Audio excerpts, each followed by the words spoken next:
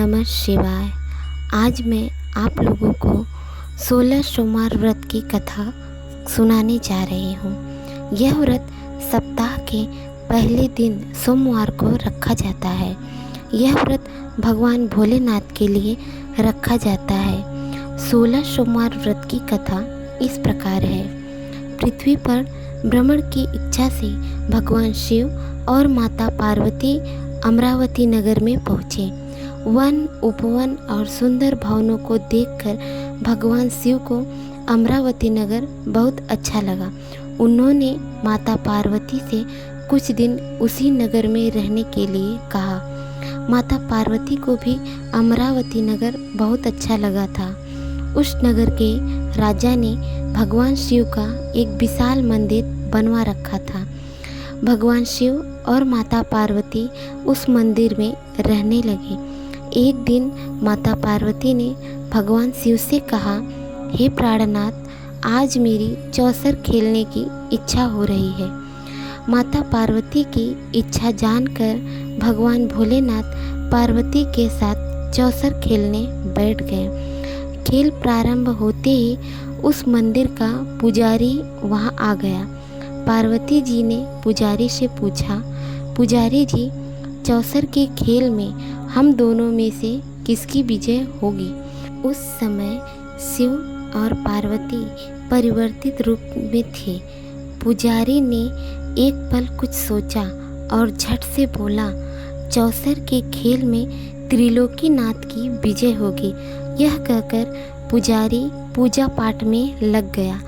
कुछ देर बाद चौसर में शिव जी की पराजय हुई और माता पार्वती की जीत हो गई। पार्वती जी ने ब्राह्मण पुजारी के मिथ्या वचन से रुष्ट होकर उसे कोढ़ी हो जाने का श्राप दे दिया। शिव और पार्वती उस मंदिर से कैलाशनाथ पर्वत लौट गए। पार्वती के शाप से कुछ ही देर में ब्राह्मण पुजारी का सारा शरीर कोढ़ से भर गया। नगर के स्त्री पुरुष उस पुजारी की परछाई से भी दूर दूर रहने लगे। कुछ लोगों ने राजा से पुजारी के कोढ़ी हो जाने की शिकायत की, तो राजा ने किसी पाप के कारण पुजारी के कोढ़ी हो जाने का विचार कर उसे मंदिर से निकलवा दिया। उसकी जगह दूसरे ब्राह्मण को पुजारी बना दिया। कोढ़ी पुजारी मंदिर के बाहर बैठकर भिक्षा मांगने लगा। कई दिन बाद स्वर्गलोक की कुछ अप्सराएं उस मंदिर में भगवान शिव की पूजा करने के लिए आई। कोढ़ी पुजारी पर उनको बहुत दया आई। उन्होंने पुजारी से उस भयंकर कोढ़ के बारे में पूछा। पुजारी ने उन्हें भगवान शिव और माता पार्वती जी के चौसर खेलने और पार्वती जी के शाप देने की सारी कहानी सुनाई। शाप की कहानी सुनकर अप्सराओं ने पुजारी से कहा कि तुम 16 सोमवार का विधिवत व्रत करो। तुम्हारे सभी कष्ट, रोग, विकार शीघ्र नष्ट हो जाएंगे। पुजारी द्वारा पूजन विधि पूछने पर अप्सराओं ने कहा, सोमवार के दिन तुम सूर्योदय से पहले उठकर स्नान आदि से निवृत्त होकर स्वच्छ वस्त्र पहनकर आधा सेर गेहूं का आटा लेकर उसके 3 अंग बनाना। फिर घी का दीपक जलाकर गुड़, नैवेद्य, बेलपत्र, चंदन, अक्षत, फूल, पुंगी फल, जनेऊ का जोड़ा लेकर प्रदोष काल में भगवान शिव की पूजा अर्चना करना। पूजा के बाद 3 अंगों में से एक अंग भगवान शिव को अर्पित करके शेष 2 अंगों को भगवान का प्रसाद मानकर वहां उपस्थित स्त्री, पुरुषों और बच्चों को बांट देना। इस तरह व्रत करते हुए जब 16 सोमवार बीत जाए तो 17वें सोमवार को 1 पाव आटे की बाटी बनाकर उसमें घी और गुड़ मिलाकर चूरमा बनाना। फिर भगवान शिव को भोग लगाकर वहां उपस्थित स्त्री, पुरुष और बच्चों को प्रसाद बांट देना। इस तरह 16 सोमवार व्रत करने और व्रत कथा सुनने से भगवान शिव तुम्हारे कोढ़ को नष्ट करके तुम्हारी सभी मनोकामनाएं पूरी कर देंगे। इतना कहकर अप्सराएं स्वर्गलोक को चली गई। पुजारी ने अप्सराओं के कथा अनुसार विधिवत 16 सोमवार का व्रत किया। फलस्वरूप भगवान शिव की अनुकंपा से उसका कोढ़ नष्ट हो गया। राजा ने उसे फिर से मंदिर का पुजारी बना दिया। मंदिर में भगवान शिव की पूजा करता हुआ ब्राह्मण पुजारी आनंद से जीवन व्यतीत करने लगा। कुछ दिनों बाद पुनः पृथ्वी का भ्रमण करते हुए भगवान शिव और माता पार्वती उस मंदिर में पधारे। स्वस्थ पुजारी को देखकर माता पार्वती ने आश्चर्य से उसके रोग मुक्त होने का कारण पूछा, तो पुजारी ने उन्हें 16 सोमवार व्रत करने की सारी कथा सुनाई। माता पार्वती भी व्रत की बात सुनकर बहुत प्रसन्न हुई और उन्होंने पुजारी से इसकी विधि पूछकर स्वयं 16 सोमवार का व्रत प्रारंभ किया। पार्वती जी ने उन दिनों अपने पुत्र कार्तिकेय के नाराज होकर दूर चले जाने से बहुत चिंतित रहती थी। वे कार्तिकेय को लौटा लाने के अनेक उपाय करती, लेकिन कार्तिकेय लौटकर उनके पास नहीं आ रहे थे। 16 सोमवार का व्रत करते हुए माता पार्वती ने भगवान शिव से कार्तिकेय के लौटने की मनोकामना की। व्रत समापन के तीसरे दिन सचमुच कार्तिकेय वापस लौट आए। कार्तिकेय ने अपने हृदय परिवर्तन के संबंध में माता पार्वती से पूछा, हे माता, आपने ऐसा कौन सा उपाय किया था जिससे मेरा क्रोध नष्ट हो गया और मैं वापस लौट आया? तब माता पार्वती ने कार्तिकेय को 16 सोमवार के व्रत की कथा कह सुनाई। कार्तिकेय ने अपने एक ब्राह्मण मित्र ब्रह्मदत्त के परदेश चले जाने से बहुत दुखी थे। वह वापस नहीं आ रहा था। उसको वापस लौटाने के लिए कार्तिकेय ने 16 सोमवार का व्रत करते हुए ब्रह्मदत्त के वापस लौट आने की कामना प्रकट की। व्रत के समापन के कुछ दिनों के बाद मित्र लौट आया। ब्रह्मदत्त ने लौटकर कार्तिकेय से कहा, प्रिय मित्र, तुमने ऐसा कौन सा उपाय किया था जिससे परदेश में मेरे विचार एकदम परिवर्तित हो गए और मैं तुम्हारा स्मरण करते हुए लौट आया? कार्तिकेय ने अपने मित्र को भी 16 सोमवार के व्रत की कथा विधि कह सुनाई। ब्राह्मण मित्र व्रत के बारे में सुनकर बहुत खुश हुआ। उसने भी व्रत करना शुरू कर दिया। 16 सोमवार व्रत कर समापन करने के बाद ब्रह्मदत्त यात्रा पर निकला। कुछ दिन बाद ब्रह्मदत्त एक नगर में पहुंचा। नगर के राजा हर्षवर्धन की बेटी राजकुमारी गुंजन का स्वयंवर हो रहा था। उस स्वयंवर में अनेक राजाओं के राजकुमार आए थे।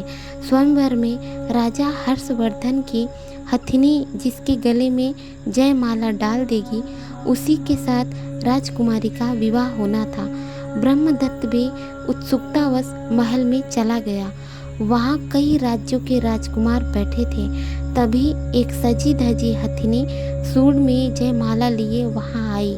उस हथिनी के पीछे राजकुमारी गुंजन दुल्हन की वेशभूषा में चल रही थी। हथिनी के ब्रह्मदत्त के गले में जयमाला डाल दी। फलस्वरूप राजकुमारी का विवाह ब्रह्मदत्त से हो गया।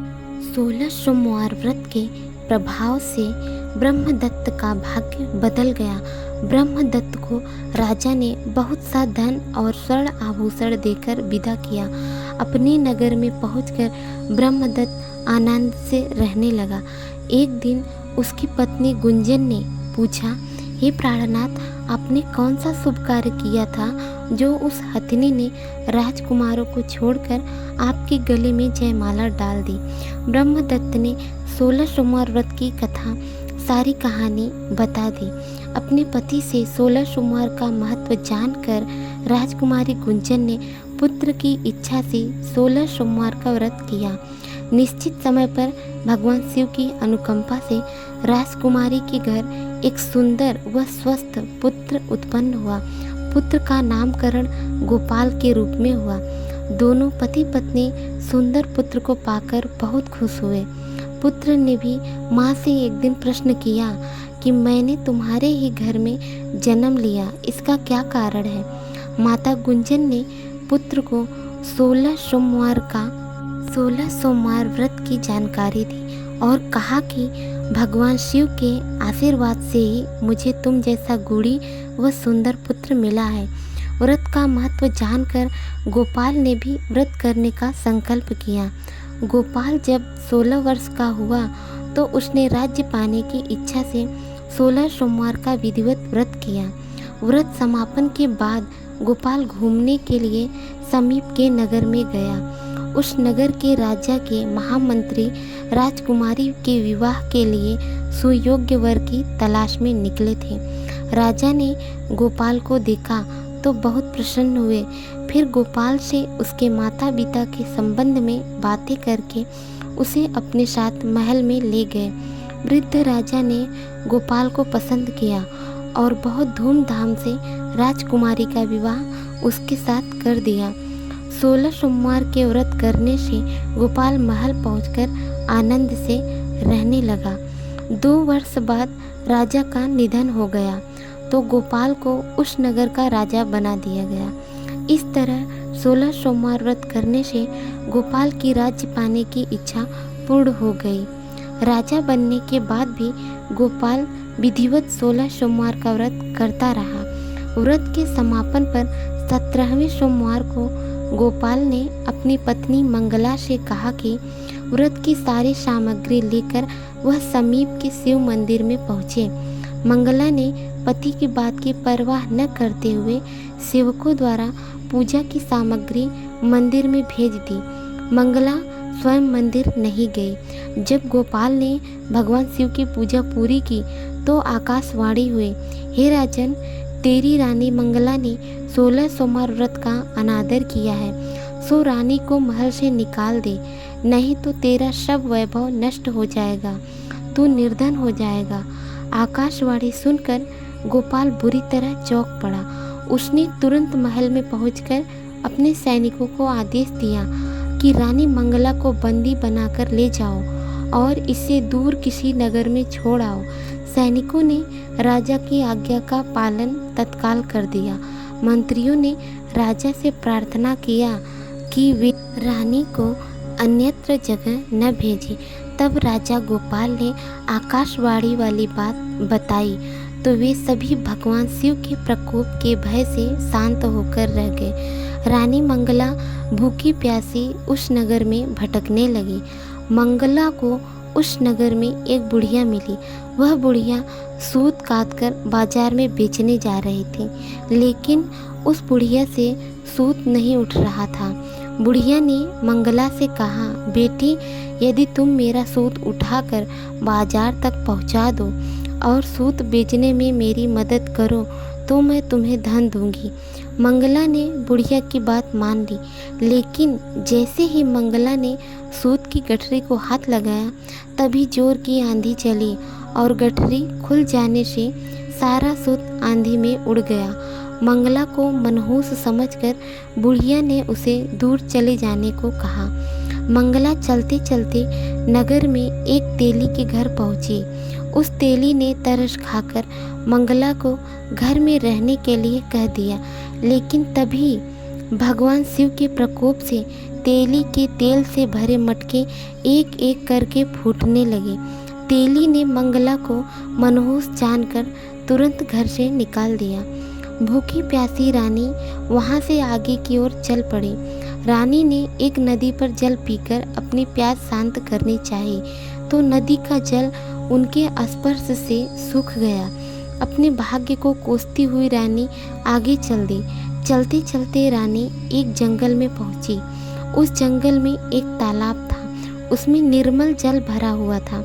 निर्मल जल देखकर रानी की प्यास तेज हो गई। जल पीने के लिए रानी ने तालाब की सीढ़ियाँ उतरकर जैसे ही जल को स्पर्श किया तभी उस जल में असंख्य कीड़े उत्पन्न हो गए। रानी ने दुखी होकर उस गंदे जल को पीकर अपनी प्यास शांत की। दोपहर की धूप में परेशान होकर रानी ने एक पेड़ की छाया में बैठकर कुछ देर आराम करना चाहा तो उस पेड़ के पत्ते पल भर में सूखकर बिखर गए।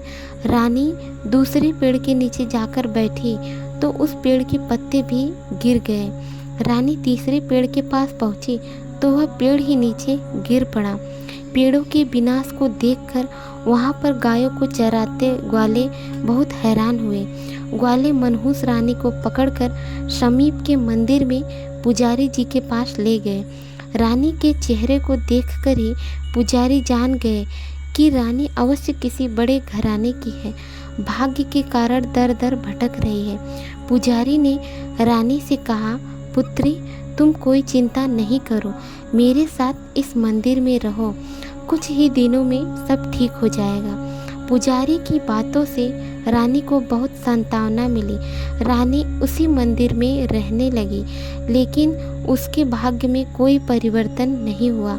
रानी भोजन बनाती तो सब्जी जल जाती, आटे में कीड़े पड़ जाते, जल से बदबू आने लगती।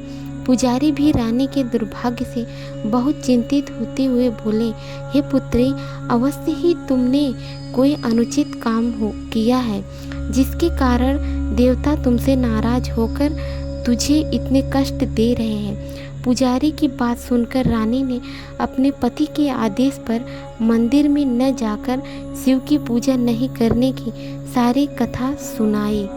पुजारी ने कहा, अब तुम कोई चिंता मत करो, कल सोमवार है और कल से तुम 16 सोमवार के व्रत करना शुरू कर दो।